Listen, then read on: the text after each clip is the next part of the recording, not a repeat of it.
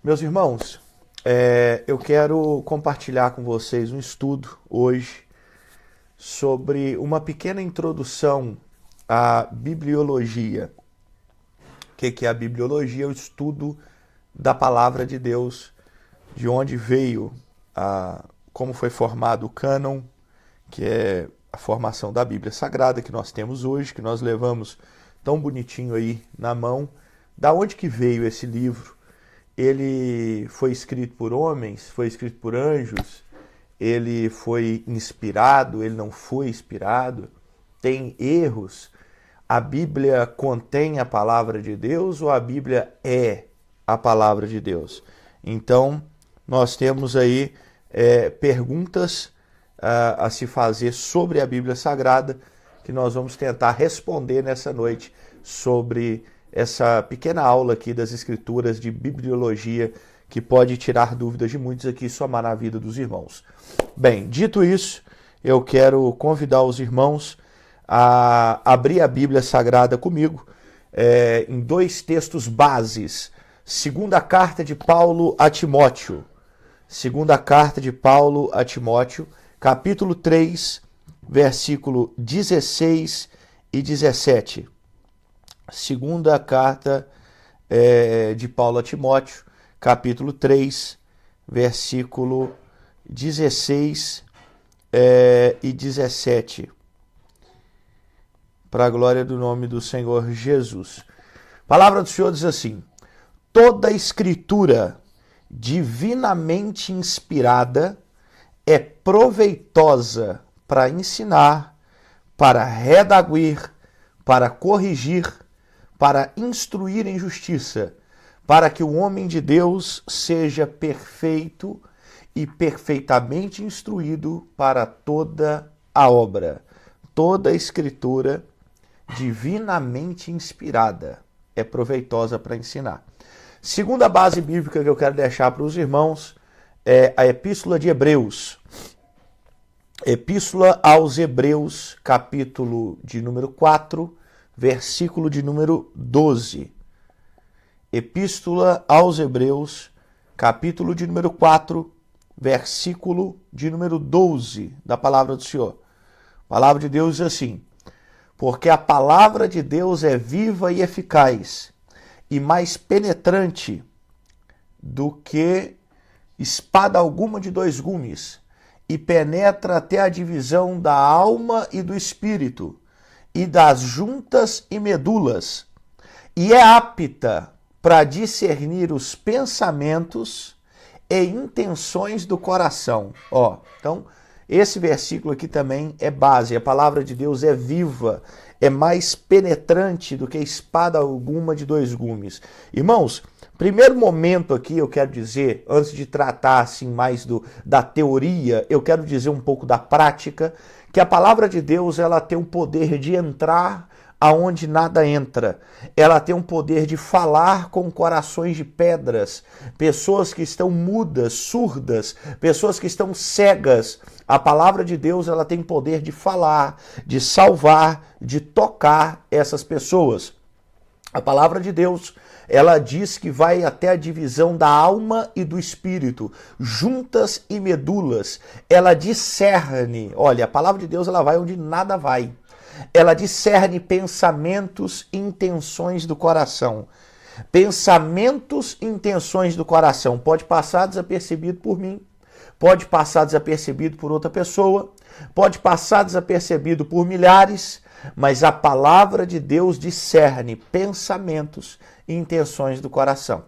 Então, a palavra de Deus ela tem esse poder. Nós já lemos aqui a Timóteo e nós já lemos aqui em Hebreus dois textos que estão nos mostrando que a Bíblia é divinamente inspirada. Ela não veio da terra, ela veio dos céus. E a palavra de Deus ela é tão viva que ela entra entre a divisão da alma e do espírito.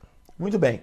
Em que momento que foi formado, né, o cânon, o cânone, A Bíblia, né, que vem do grego biblos, vem de biblioteca, muitos livros. Então, o nome Bíblia é um resumo de biblos, biblioteca, agrupamento de biblos. Ela foi formada, esse cânon, essa formação de 66 livros, no dia 8 de abril de 1546, durante o Concílio de Trento. Ela foi aprovada, foi afirmado o cânone da Bíblia e os livros, de forma unânime, foram averiguados e foram vistos que eram inspirados por Deus.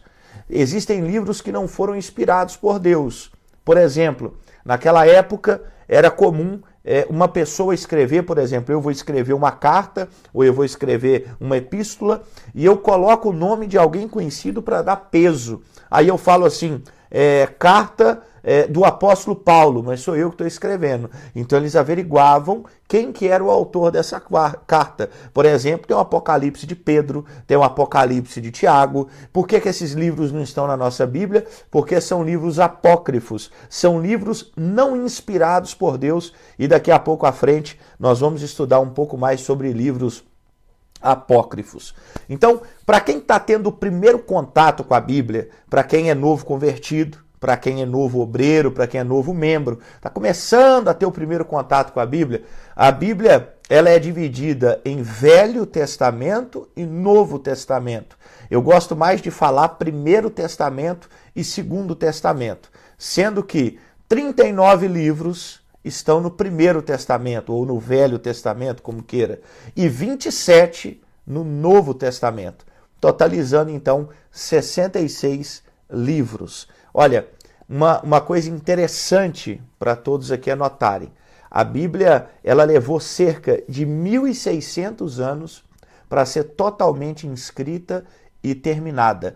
1.600 anos para ser totalmente escrita e para ser terminada. Foram 40 escritores. Desde o Gênesis até o Apocalipse, foram 40 escritores. Note que eu estou dizendo 40 escritores e não 40 autores, porque são 40 escritores, mas somente um autor, que o autor dela é o Deus que está sentado no alto e sublime trono branco. Então nós temos 40 escritores, nós temos um autor que é Deus, nós temos um período de 1.600 anos, e olha para você ver que interessante. Mesmo nesse 1.600 anos, em épocas diferentes, momentos diferentes, você tem pessoas simples escrevendo a Bíblia Sagrada. Você pega um profeta menor, um Amós, por exemplo, que é um boieiro.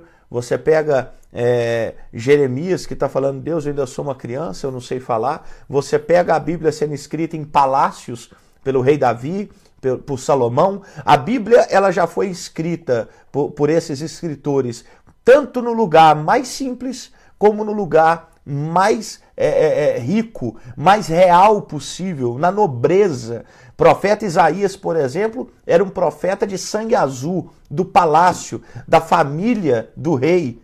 Então, a Bíblia ela foi escrita em momentos diferentes, tempos diferentes, contextos diferentes, situações diferentes, e mesmo assim, a Bíblia não tem nenhuma contradição, porque só tem um autor, que é Deus.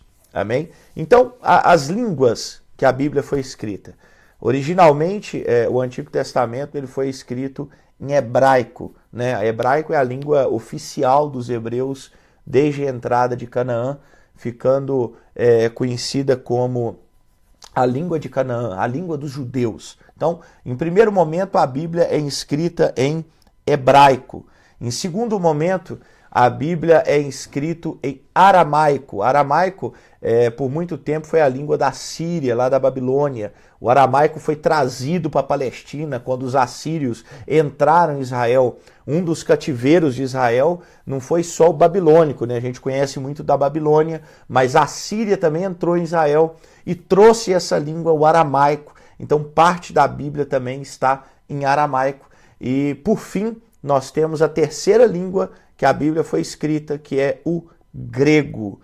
O Novo Testamento, irmãos, ele foi escrito em grego. E a primeira tradução que teve da Bíblia, isso aqui é interessante. a primeira tradução que teve da Bíblia Sagrada em toda a história foi chamada Septuaginta, a tradução dos 70. Septuaginta, a tradução dos 70, que eles pegaram 70 rabinos e traduziram o Antigo Testamento para o grego. O grego, para você entender, era como se fosse o inglês no dia de hoje, né? A língua do Império Romano era a grega. Então a língua universal da época de Jesus era a grega. Então foi traduzido na língua grega o Antigo Testamento e nós temos hoje, né? Nós temos hoje a Bíblia traduzida em mais idiomas. Bom, inicialmente, irmãos, a Bíblia ela não era da forma que nós temos hoje, né? Um livro com capa, tudo mais. Não. Antigamente ela era em rolo, né? Papiro, pergaminho. Então, olha para você ver a dificuldade que era manusear a Bíblia antigamente, porque era um pergaminho. Olha para você ver, em média, os pergaminhos, os papiros, chegavam a 11 metros de comprimento. Se esticasse ele, se desenrolasse ele todo, podia chegar a 11 metros. O máximo que já se chegou são 40 metros.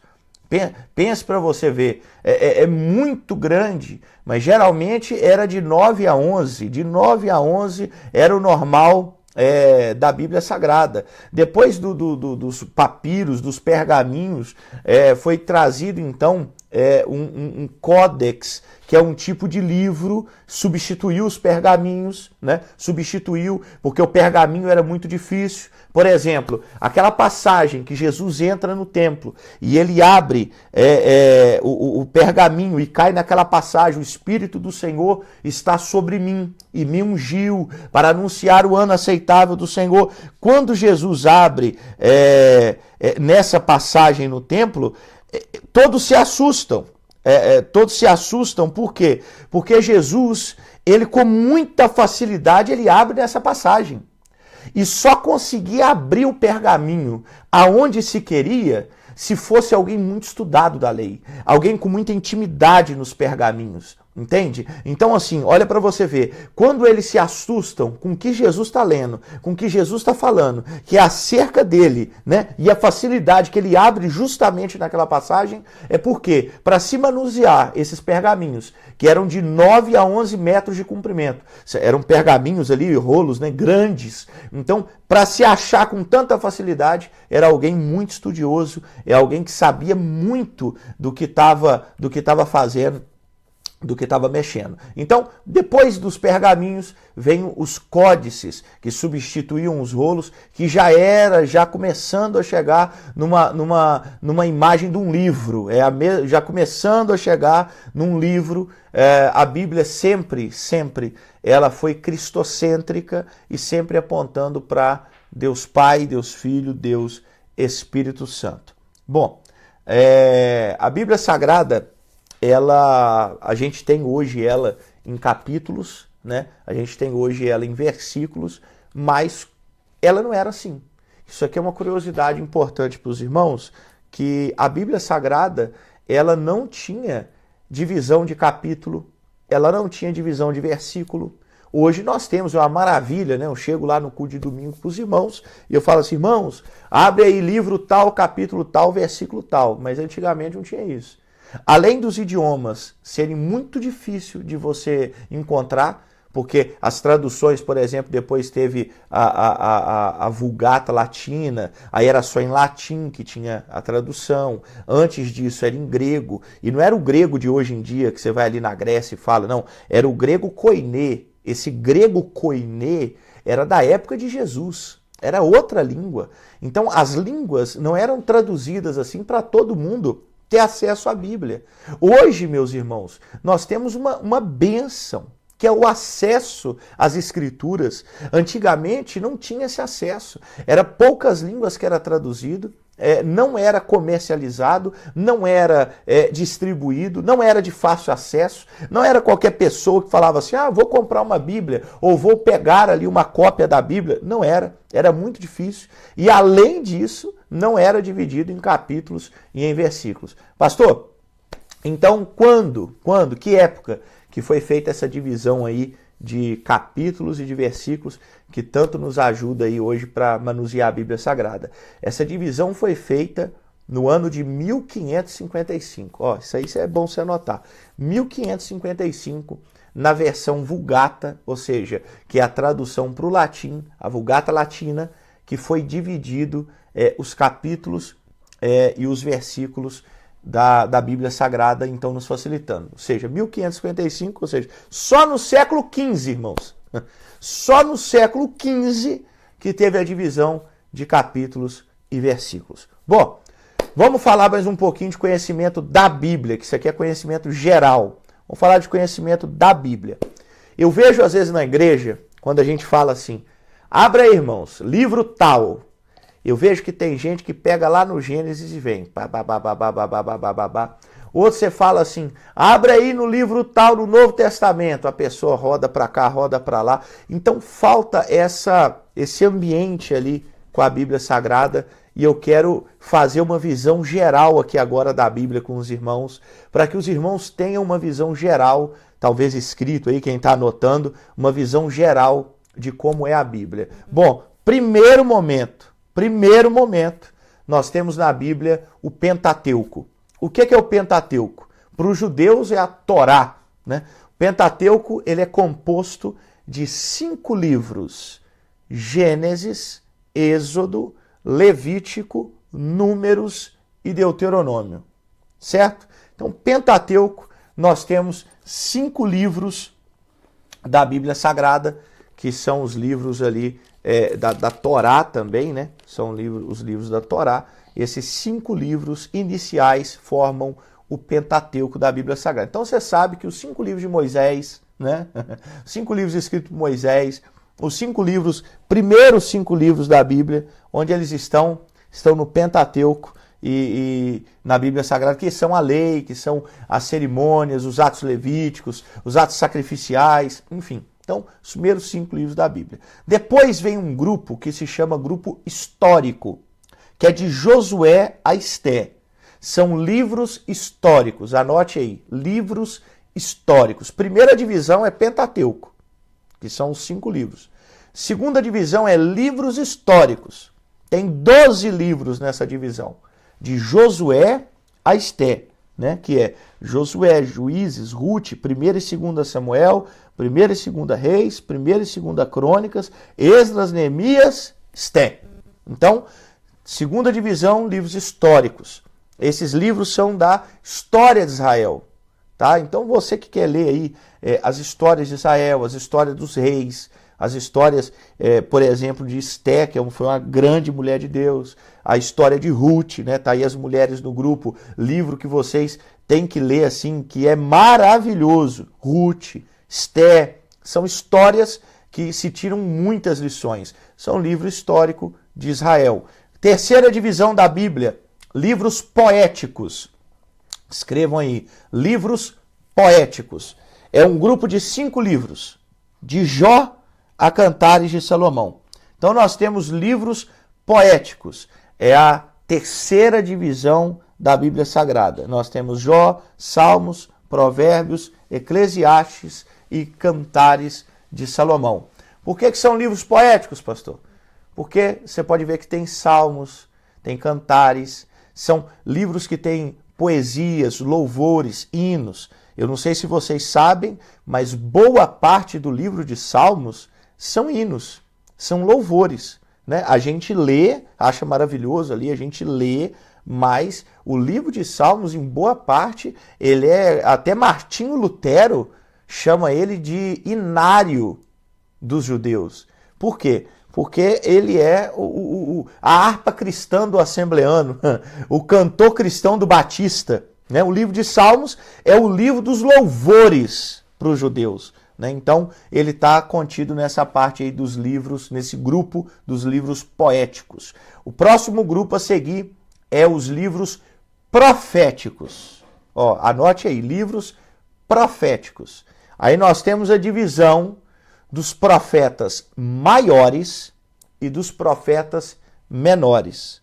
Anote aí, profetas maiores e profetas menores. Pastor, Por que é profeta maior e profeta menor? É porque um era mais importante que o outro? É porque um tinha mais capacidade do que o outro? Não, simplesmente pelo tamanho ali dos seus livros. Por isso que é profeta maior. Por exemplo, o livro do profeta Isaías são 66 capítulos. Então é um livro extenso, é um livro grande. Então, profetas maiores e profetas menores. Profetas maiores, nós temos Isaías, Jeremias, Lamentações de Jeremias, Ezequiel e nós temos Daniel. São 5 livros.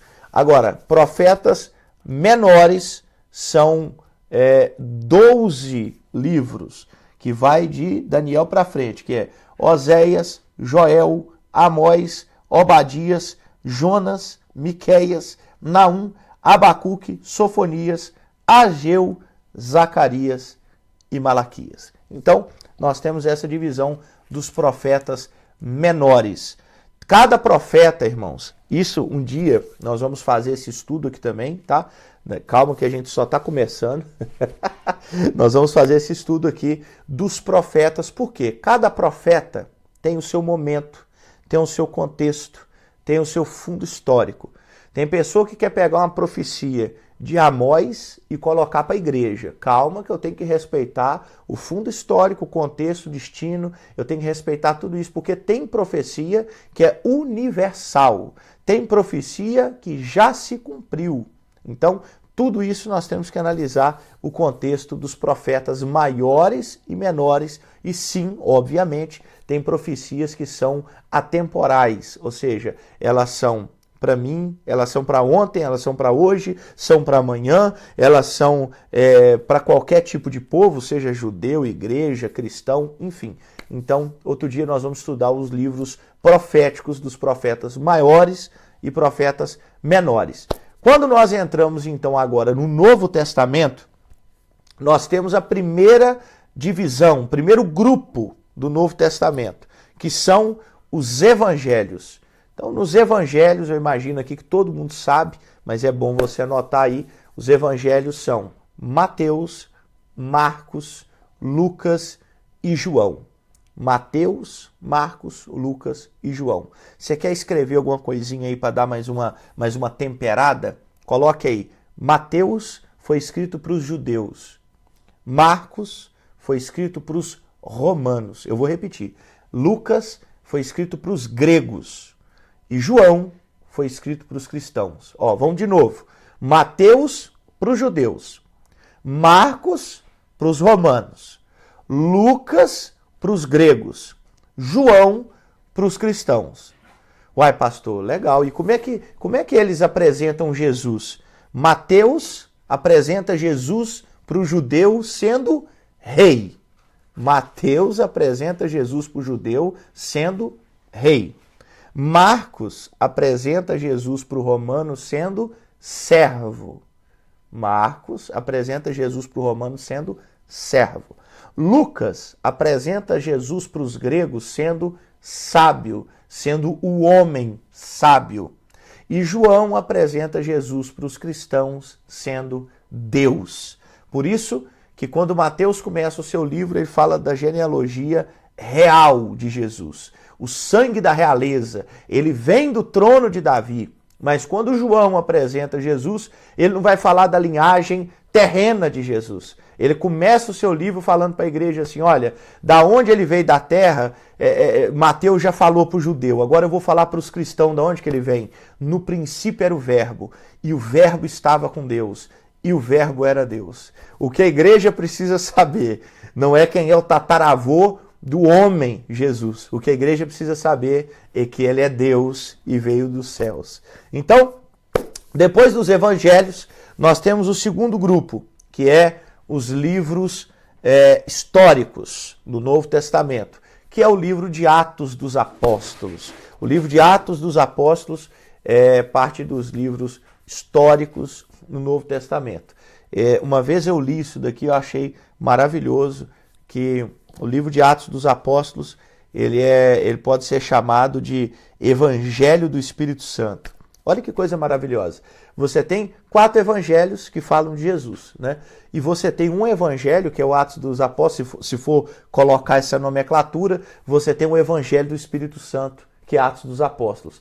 4 falando sobre Jesus, mas o 5º, que é Atos, está falando das ações do Espírito Santo em meio à igreja, em meio aos países, em meio a tudo.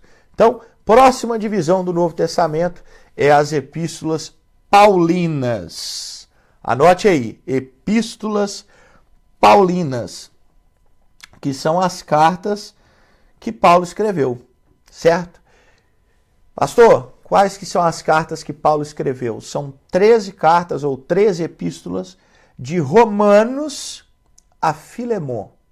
De Romanos a Filemon. Primeira carta de Paulo, Romanos. Depois de Romanos, 1ª e 2ª Coríntios, Gálatas, Efésios, Filipenses, Colossenses, 1ª e 2ª Tessalonicenses, 1ª e 2ª Timóteo, Tito, Filemon.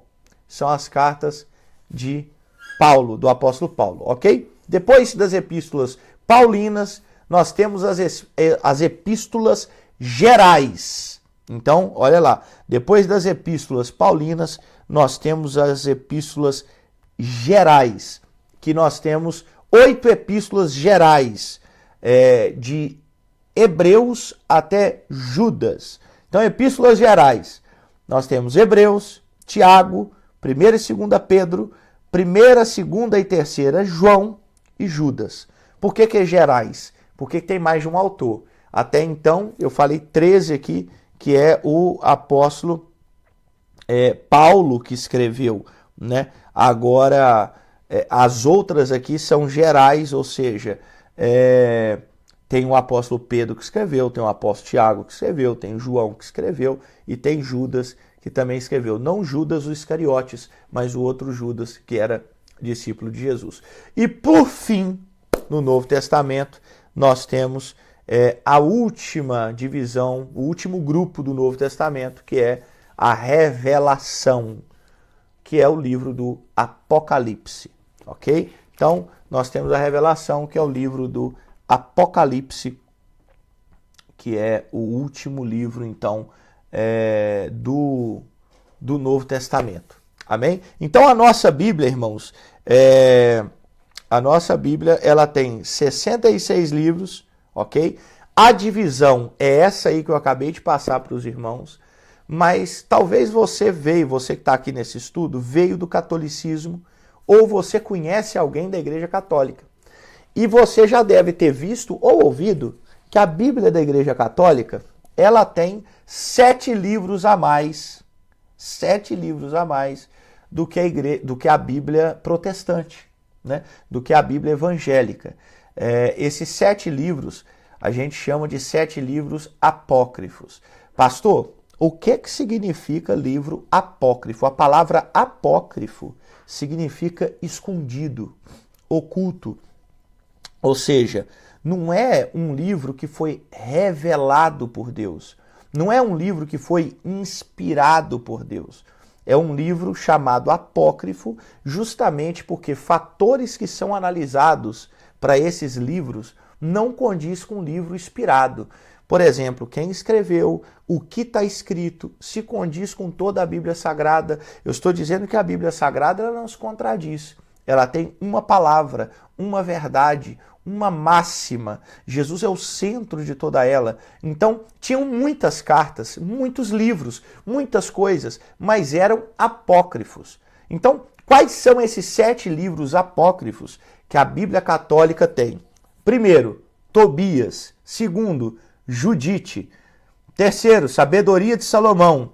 Quarto, Eclesiástico. Quinto, Baruque. E depois vem primeiro e segundo Macabeus. Então, são 7 livros apócrifos que estão colocados na Igreja Católica. Deixa eu dar mais um tempero aqui para vocês no apócrifo, para vocês terem mais um argumento aí, porque quando alguém bater com vocês aí, vocês vão ter resposta na agulha. Por que esses livros foram adicionados, pastor Elias? Por que adicionar? Por que a Igreja Católica um dia pegou e falou assim, nós vamos adicionar aqui 7 livros. Quando que adicionou? Que época que adicionou? Por que que adicionou? Só tinha 66. Por que que adicionou? Vamos lá que eu vou falar para vocês. Eles aprovaram a colocação desses livros em 1546. E eles colocaram esses livros em 1546 para combater a reforma protestante. Né? Quem lembra aí de Martinho Lutero? Martinho Lutero afixou as 95 teses na porta da igreja de Wittenberg, na Alemanha, e ele começou essa reforma protestante. Junto com ele começaram outros homens e outros locais ali da Europa, e eles começaram a bater de frente contra a salvação por obras, contra algumas doutrinas que a Igreja Católica criou, porque, em suma, o que diferencia a Igreja Protestante da Igreja Católica é que a Igreja Protestante ela só acredita numa doutrina se tiver base bíblica. Irmão, quer me ganhar? Joga na Bíblia. Quer me convencer? Joga na Bíblia. Agora, criar doutrina com base no vi um anjo em cima do monte, não vai rolar. Criar uma doutrina com, eu vi um sinal no céu, vou criar, não vai rolar. A criação de doutrinas para a igreja, a bússola da igreja, a luz para o caminho da igreja, a lâmpada para os pés da igreja, é a palavra de Deus. Então, a Igreja Católica tem esse diferencial, que o Papa, os líderes, o clero, criavam doutrinas. A Igreja Católica se colocava acima da Bíblia Sagrada. Então, como a Reforma Protestante estava crescendo, e na Reforma Protestante tinha 5 solas, ou 5 somentes, que é sola scriptura, sola fide, sola gratia, soli deo gloria, sola scriptura. Pastor, em latim fica difícil, tá? Vamos em português então. Só a fé, só a graça, só a Deus glória, só Cristo e só a escritura sagrada. Ou seja, nessas 5 nós temos somente a escritura. Então, como a Igreja Católica viu que a Reforma Protestante começou a crescer, e esses 5 somentes aí estavam ganhando força. E eles falaram, gente, nós temos que colocar alguma coisa na Bíblia aí para dar base, né, para a gente ter algum argumento aí. Então eles enxertam 7 livros apócrifos na igreja, num concílio totalmente turbulento, que teve puxão de batina, puxada de barba, tapa, olha, nesse ambiente aí espiritual da pancada, nesse momento de briga, eles aprovaram em 1592, com autorização do Papa Clemente VIII, olha aí, com autorização do Papa Clemente VIII, em 1592, eles aprovaram os livros apócrifos. Pastor Elias, por que eles aprovaram os livros apócrifos? Porque nos livros apócrifos, eles têm base para purgatório, eles têm base para oração pelos mortos, eles têm base para salvação pelas obras.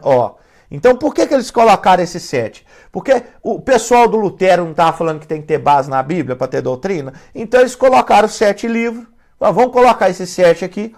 Que nesse 7 fala que a gente pode orar pelos mortos, que é para o santo, pelo pessoal lá interceder pela gente. Tem base para o purgatório, tem base para salvação pelas obras. Não, eu vou fazer isso daqui que eu vou ser salvo, vou comprar terreno no céu, que eles faziam muito isso. Tal. Então eles colocam esses 7 livros e isso continuou dentro ali, esses 7 livros continuou, por exemplo, a primeira versão da Bíblia King James, que em português é Rei Tiago. King James é Rei Tiago. A primeira versão, a primeira edição da Bíblia King James, em 1611, continha os 7 livros a mais, os 7 livros apócrifos.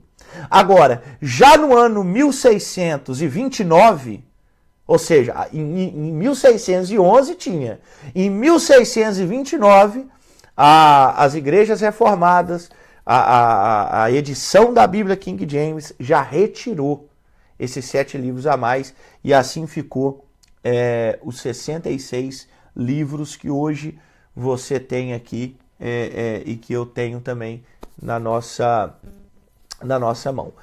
Irmãos, a Bíblia, com o passar do tempo, ela foi traduzida em vários idiomas.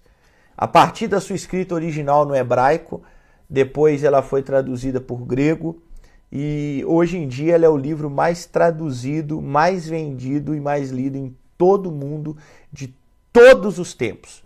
Eu vou deixar um versículo aqui para vocês, porque eu estou dando muito conhecimento, mas vou deixar aqui alguns versículos. Anote aí, Isaías, capítulo 40, versículo 8. Anote aí, Isaías, capítulo 40, versículo 8. A palavra do Senhor diz assim: seca-se a erva, cai a flor, porém a palavra do nosso Deus subsiste eternamente. Seca-se a erva, cai a flor, porém a palavra do nosso Deus subsiste eternamente. Nada consegue apagar a palavra de Deus. Irmãos, já tiveram homens que se levantaram para acabar com a Bíblia Sagrada. Já tiveram homens que se levantaram para acabar com a edição da Bíblia. Por exemplo, no ano 303, ano Domini, o imperador Dioclécio, olha cada nome maravilhoso, o imperador Dioclécio, ele decretou que todos os exemplares da Bíblia fossem queimados. Todos. Ele falou assim, eu quero que queima tudo, acaba com tudo. Eu te pergunto, isso acabou com a Bíblia? Isso parou a palavra de Deus? Isso tirou a palavra de Deus da nossa vida? Não. Por quê? Porque o profeta Isaías profetizou, seca-se a erva, cai a flor, mas a palavra do nosso Deus subsiste eternamente. Tem país que você não pode entrar com a Bíblia Sagrada, porque você pode ser morto, a gente chama de país de cortina de ferro ou janela 1040, você não pode entrar, você não pode pregar, você não pode ser cristão, você é morto, você não pode entrar com a Bíblia, e mesmo com toda essa ira, essa fúria para acabar com a Bíblia Sagrada, nada conseguiu acabar com a palavra do Senhor. Por quê? Porque Deus vela pela sua palavra. Vou dar outro versículo aí para vocês. Salmos, capítulo 19. Salmos, capítulo 19, versículo do 7 ao 9. Salmos, capítulo 19, do versículo 7 ao 9, da palavra do Senhor. A Bíblia diz assim: a lei do Senhor é perfeita e refrigera a alma. O testemunho do Senhor é fiel e dá sabedoria aos simples.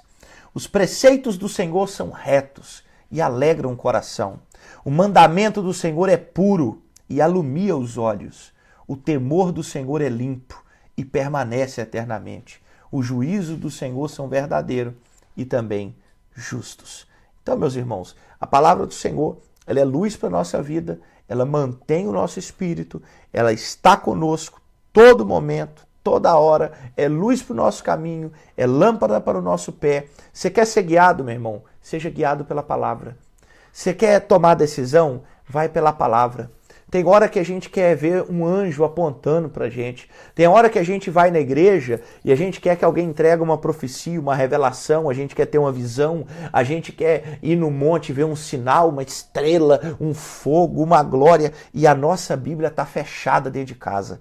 Tem hora que a gente quer ver uma manifestação sobrenatural e a nossa Bíblia continua fechada. Tem hora que a gente fala com Deus, dobra o joelho e fala: Deus, o Senhor não fala comigo, o Senhor não se manifesta sobre a minha vida, o Senhor me abandonou, e a Bíblia está fechada dentro de casa. Antigamente você chegava em algumas casas, a Bíblia estava aberta no Salmo 91.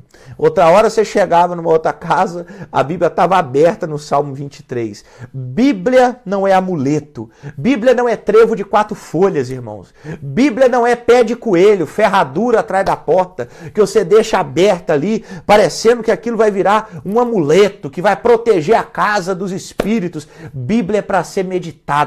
Olha para você ver, Deus nunca mandou você ler a Bíblia, ele manda você meditar na Bíblia. Bíblia é um livro para ser meditado, estudado, é uma fonte. Você pode até andar nos laguinhos ali. O que é laguinho, pastor? É você ler um livro. Livro é laguinho, mas nunca deixe de navegar nos oceanos da Bíblia Sagrada, aleluia.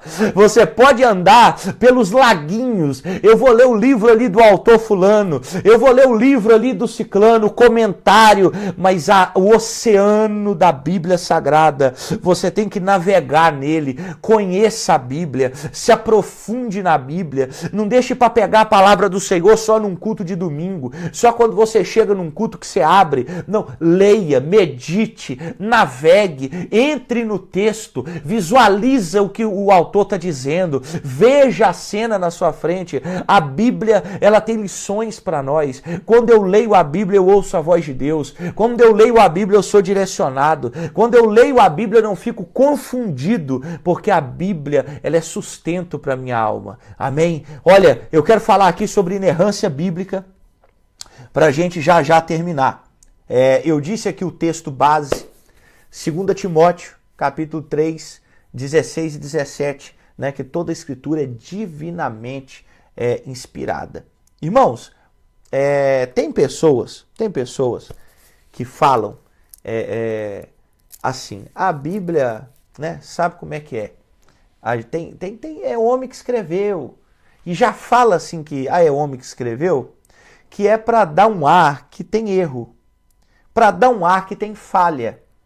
Tem pessoas que falam assim, mas isso aí foi escrito por homem, né? Muita tradução, isso aí, alguma coisa eles colocaram, a Igreja Católica colocou o que queria, adicionou o que queria.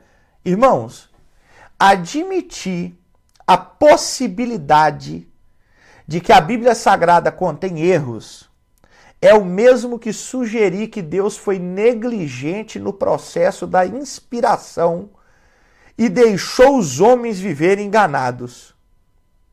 Você entende o que é isso? Se eu falar que a Bíblia tem o mínimo erro possível, eu estou dizendo que Deus não estava atento quando inspirou alguém para escrever, porque ele deixou alguém escrever o que ele queria, ao invés de inspirar aquela pessoa. E eu estou dizendo que Deus está deixando multidões, de gerações a gerações, viverem enganados por todo esse tempo. Enganados. Então, eu vou dar uma palavra aqui para vocês agora. Eu quero que vocês gravem isso, desse texto de 2 Timóteo 3,16, que toda a escritura divinamente inspirada. Irmãos, anota isso daí. Quando a Bíblia fala inspirar, é inspirar ou é exalar? Primeiro é necessário dizer que a Bíblia fala o inspirada, uma vez que a palavra pode nos dar um outro significado, mas o que está no texto é inspirado. Agora, vamos nesse estudo aqui. O termo é o produto da tentativa de traduzir uma palavra, inspirar, que aparece uma só vez no Novo Testamento. Essa palavra grega, inspirar, aparece uma vez no Novo Testamento, que é justamente aqui. A palavra grega theopnestos, usada em 2 Timóteo 3,16, né? Que ela é uma palavra composta de raízes individuais, que significa Deus, ou seja, theos, né? Como na palavra teologia, Deus, e respiração ou vento, que é pneustos, como nas palavras pneumonia, pneumático, ou seja, theopnestos. É importante frisar, meus amados, que tem um sentido passivo a palavra theopnestos em 2 Timóteo 3,16.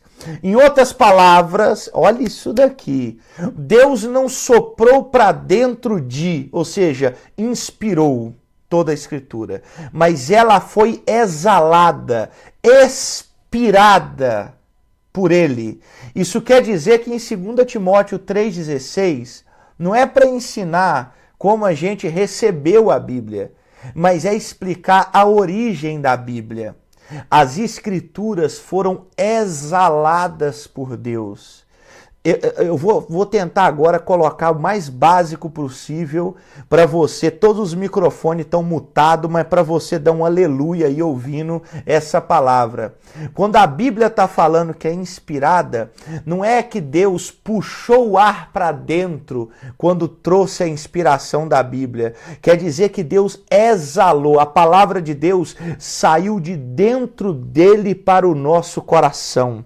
Ele exalou. Quando você abre essa Bíblia na sua casa, no Salmo 23, e lê: o Senhor é meu pastor e nada me faltará. Essa palavra está saindo de dentro de Deus para dentro do seu coração. Ele exalou essa palavra. Quando você abre a Bíblia, no livro de Mateus 16, 18, que fala lá que as portas do inferno não prevalecerão contra a igreja, você está pegando uma palavra que não é Deus que jogou para dentro dele, não, ele tirou de dentro dele e trouxe para dentro de nós. A Bíblia é exalada por Deus. Pastor, quanto do texto bíblico, aleluia, quanto do texto bíblico que é inspirado, ou seja, exalado por Deus? Tem parte ali na Bíblia que não foi, né, inspirada, exalada por Deus? A Bíblia, ela contém a palavra de Deus ou a Bíblia é a palavra de Deus? Eu vou citar o nosso mestre aqui, Charles Haddon Spurgeon, que ele fala que a Bíblia, ela não contém. A Bíblia é a palavra de Deus. O que Paulo está falando é que toda Escritura, ela foi exalada, inspirada por Deus. E se eu falar que tem um mínimo erro na Escritura, eu estou contradizendo a Bíblia. Por exemplo, se eu falar que tem um erro na Bíblia, e eu estou dizendo, e Paulo está dizendo que essa palavra é exalada por Deus, eu estou dizendo que Deus está mentindo. Por quê? Se essa palavra vem de dentro de Deus e tem erro, então ele está mentindo. Só que a Bíblia fala em Hebreus 6,18, anota aí, Hebreus 6,18, para que por duas coisas imutáveis, nas quais é impossível que Deus minta. É impossível que Deus minta. Depois você leia o versículo todo aí, Hebreus 6,18. Então, se a Bíblia está me dizendo que é impossível que Deus minta, e a Bíblia está me dizendo que essa palavra ela foi exalada por Deus, ela não tem erro e ela não tem contradição. Então ela é inerrante. O que quer dizer isso? A Bíblia é inerrante, ela não tem erro, ela não tem falha. Ela é inerrante do Gênesis até o Apocalipse. Mas alguém pode falar com você, porque eu, por exemplo, já tive casos, irmãos, que eu encontrei com pessoas agnósticas, ateias, e elas conhecem a Bíblia. Tem ateu, agora vou escandalizar vocês aqui, tem ateu que estuda mais Bíblia que crente. Tem ateu que sabe mais de Bíblia que crente. Tem ateu que ele começa a falar com você de Bíblia Sagrada e ele te dá um nó. Então alguém pode te falar assim, olha, essa linguagem aqui que eu vou falar agora é muito usada em sala teológica, faculdade teológica e provocações teológicas. Daqui a um tempo nós vamos trazer a faculdade de teologia aqui, vocês vão ver. As pessoas perguntam assim, cadê os autógrafos? Os autógrafos originais. Me mostra o autógrafo aí do apóstolo Paulo. Me mostra o autógrafo aí do apóstolo Tiago, por exemplo. Hoje em dia, nós não temos os originais com autógrafo, né, do apóstolo Paulo no final da carta. Nós temos cópias. Só que essas cópias são individuais, são muitas. E as diferenças dessas cópias, note bem o que eu vou te falar aqui. Lembra lá em cima na aula que eu falei com vocês que a primeira tradução foi a Septuaginta, que foi a tradução dos 70, que traduziu a Torá para o grego, né, do hebraico para o grego. Lembra? Foi a primeira tradução da Bíblia Sagrada foi a Septuaginta. Há uma lenda, há uma tradição que os 70 rabinos pegaram para traduzir ao mesmo tempo. E quando foram comparar os escritos, todos estavam iguais. Alguns dizem até que tinha diferenças mínimas. Então olhe para você. Eu acabei de falar aqui que nós não temos os originais, né, com os autógrafos ali do apóstolo Paulo, com o punho dele escrevendo e tudo mais. Só que nós temos cópias. E quando nós pegamos essas cópias, a semelhança é impressionante. Quando nós pegamos essas cópias, por exemplo, tem estudiosos que viveram no século XVIII, XV e até antes, e falam que as diferenças das traduções e das cópias são mínimas. Mínimas. Entende? Por exemplo, quando fala... tem nos evangelhos isso, né? Quando fala assim, naquela história tinha um cego. Aí o outro evangelho fala que era 2 cegos.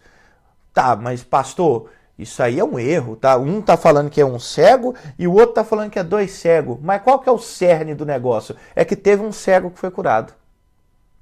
Então, a Bíblia, quando tem uma diferença assim na tradução, na ótica, no ponto de vista, é muito mínima.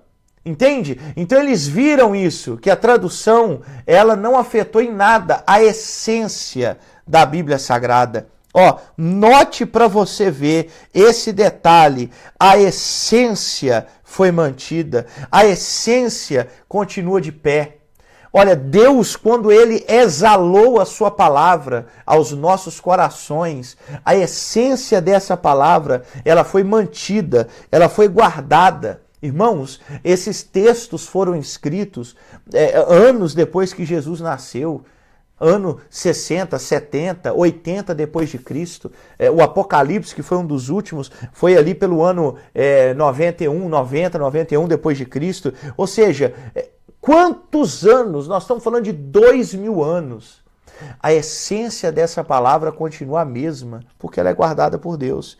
E como eu disse, já se passou anos, já se passou temporadas, já se passou dificuldades, altos e baixos, perseguições, mas a palavra do Senhor foi mantida, foi guardada em tudo. Por exemplo, quando eu falo de Bíblia ser inerrante, eu estou falando que ela é inerrante, plenária e verbal. Né? O que é plenária? Por que ela é inerrante, pastor? Plenária. O que é plenária? Provém de plenos, uma palavra latina que significa pleno. Esse termo se refere ao fato de cada parte do conjunto das Escrituras ter sido dado por Deus. Ela é inerrante, irmãos, porque ela é plenamente inspirada por Deus. Então ela é inerrante porque ela é plena, ela é totalmente inspirada por Deus. E ela é inspirada também de forma verbal, que vem do latim verbum, uma palavra latina que significa palavra. Ela enfatiza o fato das próprias palavras das Escrituras terem sido dadas por Deus. O que isso quer dizer? Não era o apóstolo que ficava caçando palavra na mente para ver qual palavrinha que rimava. Não. Até as palavras, até o vocabulário foi inspirado, foi exalado por Deus. Então, quando eu falo que a Bíblia é inspirada de forma plenária e verbal, eu estou me referindo ao fato da Bíblia ter sido dada por Deus. Ela é inerrante. E isso inclui doutrina, história, geografia, data, nome. Irmãos, eu estou dizendo para vocês, obreiros da casa do Senhor, que a Bíblia não errou doutrina, a Bíblia não errou fato histórico.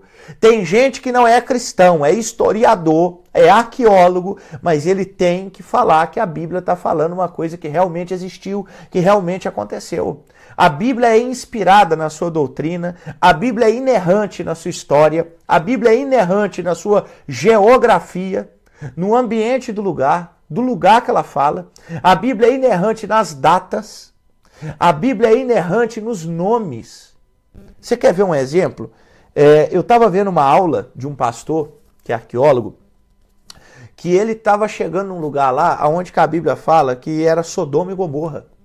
E a Bíblia fala que é o fogo do céu. E ele, irmãos, ele está andando no lugar, tem gente filmando o cara. Ele está andando e ele fala assim, olha aqui esse solo. Tem um material preto aqui, parecendo, eles fizeram um teste, é enxofre. Mas isso não é normal nessa região. Isso aqui parece que esse lugar aqui foi queimado, foi devastado, não nasce nada aqui. Aonde que é o lugar? Aonde fala que é Sodoma e Gomorra, que foi queimado por Deus. Vocês têm noção que a Bíblia, ela é inerrante, ela é exalada, ela é infalível nos mínimos detalhes. Então, dito isso, eu quero concluir a aula dessa noite, dizendo que uma igreja sem a autoridade das Escrituras é como um crocodilo sem dentes. Eu vou falar isso aqui de novo. Uma igreja sem a autoridade das Escrituras é a mesma coisa de um crocodilo sem dentes. Isso aqui é para você anotar e você usar isso daí quando você achar um crente que não sabe de Bíblia, que não lê Bíblia, que não conhece Bíblia, uma igreja que o foco dela não é a Bíblia, você falar assim, rapaz, você está parecendo um crocodilo sem dente. A pessoa fala assim, mas por quê? Porque mesmo que abra a boca quantas vezes quiser, ninguém se importa com isso. Ninguém se importa, não faz diferença. Porque um crente que não conhece de Bíblia é lata vazia, meu irmão. Faz muito barulho, mas não tem conteúdo. Faz muito barulho, mas não tem conhecimento. Crente que não tem conhecimento bíblico, ele faz aquele estandalhaço, ele canta, ele fala, ele pega para pregar, ele segura no microfone, faz aquela voz de pregador, e faz aquele barulho, mas e cadê a Bíblia? Hein? Cadê a palavra? Fala com nós, cadê a palavra? Quando é que você vai começar a dar texto? O povo está sedento de Bíblia, irmãos. O povo está sedento de conhecimento. O povo está sedento de discipulado. O povo está sedento de palavra de Deus. O povo está sedento. Olha, pode ser que muitos aqui desse grupo estão ouvindo o que eu estou falando e vocês já até sabiam. Mas tem outros que não sabiam. E esses que não sabiam, igual vocês, tem muitos outros que não sabem. E estão em igrejas que não tem conhecimento, que não tem pastor que ensina, que não tem mestre que ensina, que não tem doutor que ensina, que não tem ninguém que ensina.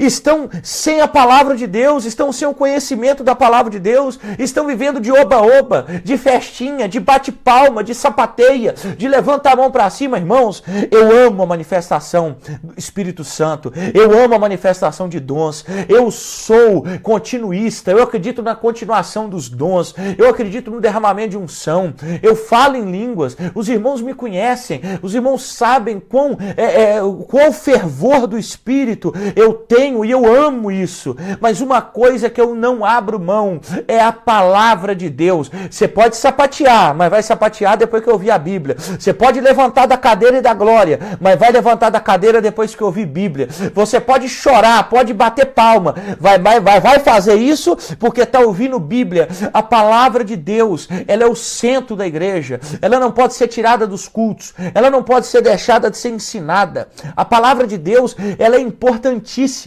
Uma igreja sem palavra é uma igreja vazia, é uma igreja que é levada por vento de doutrinas. Eu conheço igrejas, irmãos, e eu já vi igrejas que a pessoa chega e fala assim, olha, eu subi no monte ontem, pastor, e Deus falou comigo, preciso começar um propósito aí com a igreja, 15 dias sem WhatsApp. Opa, vamos lá, igreja, 15 dias sem WhatsApp, porque o irmão disse. Aí outro vai e fala assim, ó, pastor, eu tive conversando com um anjo ontem, e o anjo falou comigo que as mulheres agora só tem que usar saia no tornozelo. Todo mundo, ô, glória, tá. A igreja que não tem Bíblia, ela é levada por qualquer doutrina de homens. Pesquisem aí, nós ainda vamos estudar, gente. Tem muita segunda-feira pela frente. Nós ainda vamos estudar seitas. Pesquisa aí como é que começou os Mormon. Pesquisa aí como é que começou os Testemunhos de Jeová. É revelação pessoal, meu irmão. É revelação pessoal, não é revelação bíblica. É revelação pessoal. É o cara que recebeu um novo evangelho, que é o caso dos Mormon. É o sujeito que Deus falou com ele o dia que Jesus ia voltar, que é o caso dos Testemunhos de Jeová. Deu 2, 3 datas, mascou as 3 e depois ele parou de chutar. Então, um povo que não é guiado, conduzido pela palavra do Senhor, é um povo que bate cabeça, é um povo que qualquer um engana. Igreja do Senhor, tanto em Bruxelas, futuramente em Namur, em Amsterdã, eu não quero ver um povo que caminhou comigo e não tem conhecimento bíblico. Eu quero ver um povo sábio, conhecedor, com sede da palavra de Deus. A Bíblia fala, eu sempre cito isso, a Bíblia fala que o apóstolo Paulo foi pregar numa região e quando ele pregava, os bereanos, eles abriam os rolos da lei para pesquisar os rolos da lei, se o que Paulo estava falando condizia com o que estava escrito. Meus irmãos, eu quero ver os irmãos assim, bereanos, abrindo Bíblia. Ó, pastor, aquilo ali que o senhor falou não está escrito no texto, não. O senhor me explica por que o senhor falou daquele jeito? Crente bereano, que confirma na Bíblia, que senão qualquer um, meu irmão, chega até você, dá 3 labachúrias, fala que viu um anjo, e tu faz o que a pessoa quer, meu irmão. Tenha base bíblica, conhecimento bíblico, seja fundamentado na palavra do Senhor. Porque a palavra de Deus, ela foi exalada por Deus, oh glória. A palavra de Deus, ela foi dada para nós como primazia. Antigamente não tinha acesso, não tinha idioma disponível, não tinha tradução para todos, mas hoje nós temos acesso aos oceanos do conhecimento de Deus, que é a Bíblia Sagrada. Meu irmão, mergulhe nesse oceano. Entre na Bíblia Sagrada de cabeça, se aprofunde, se encha da Bíblia Sagrada. Olha, finalmente eu termino, que a Bíblia Sagrada é inspirada, é inerrante, é infalível. O seu povo pode falar com autoridade e ousadia. Nós podemos ter a certeza que possuímos as instruções para as nossas vidas. Toda instrução que nós precisamos, toda instrução que nós precisamos está na Bíblia Sagrada. Meus irmãos, qualquer um aqui que está ouvindo, se você me ligar pedindo um conselho e eu não te der um versículo bíblico, não faça o que eu estou te falando. Se você me ligar e falar assim, pastor, está acontecendo isso, isso e isso na minha vida, se eu não te aconselhar com um versículo bíblico, ignore o que eu estou dizendo. Fala, não, pastor, deixa quieto, desliga. Qualquer pessoa que você ligar, se ele não te der um versículo bíblico, se a palavra de Deus não for o guia, ignore.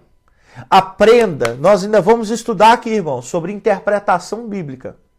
Interpretação bíblica. Não é simplesmente a pessoa soltar o versículo.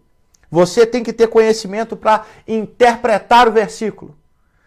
Pastor, me dá uma regra de interpretação. E eu vou falar isso aqui e vou terminar a aula. Que isso aqui agora é só para passar mel na chupeta, para vocês ficarem ansiosos para a próxima. Qual que é a interpretação bíblica? Anote aí. O texto explica o texto. Anote aí, anote aí. Primeira forma de interpretação. O texto explica o texto. Isso aqui é a cereja do bolo, hein? Para terminar. Interpretação bíblica. O texto explica o texto. Pastor, qual que é a segunda forma? O contexto explica o texto. Ó, primeira forma de interpretação bíblica. O texto explica o texto. Segunda forma de interpretação bíblica. O contexto explica o texto. Pastor, o que é contexto? 5 versículos antes, 5 depois, 10 antes, 10 depois, 2 antes, 2 depois. Contexto é em volta daquele versículo. Então, ó, primeira, o texto explica o texto. Segundo, o contexto explica o texto. Terceira forma de interpretação, cruzando textos. Você pegar o mesmo assunto em outros livros e cruzar os textos.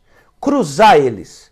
Na aula que eu fizer aqui sobre interpretação bíblica, eu vou falar a fundo o que é o texto explica o texto, o que é o contexto, explica o texto, e eu vou dar exemplo na Bíblia. Eu vou falar assim, abre aí em lugar tal, que você vai ver o texto explicando o texto. Agora abre aí em lugar tal. Se você ler o versículo, você não consegue entender. Agora, vamos ler o contexto. Aí você entende. Aí eu vou pegar o terceiro, vou falar assim, ó, tá vendo? O versículo não se explica, o contexto não explica. Agora nós vamos cruzar texto que nós vamos entender. Então, interpretação bíblica. Quando você que sabe interpretar a Bíblia, você não cai em qualquer balela.